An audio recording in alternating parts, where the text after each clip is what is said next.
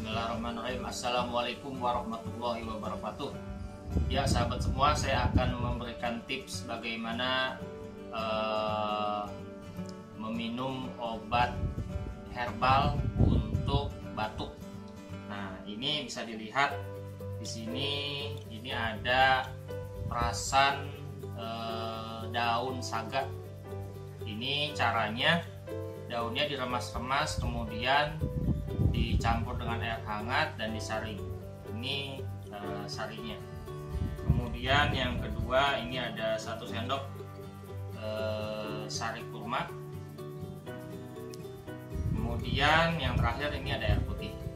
Nah, begini cara meminumnya. Sebelum diminum nih, dikocok-kocok dulu dan jangan lupa baca bismillah. Bismillahirrahmanirrahim.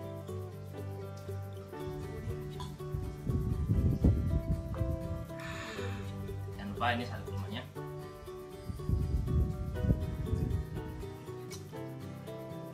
Dan yang terakhir ini ada air putih hangat.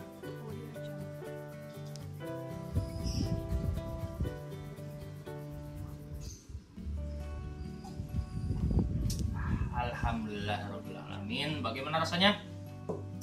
Sangat hangat di tenggorokan dan berhasil. Mantap.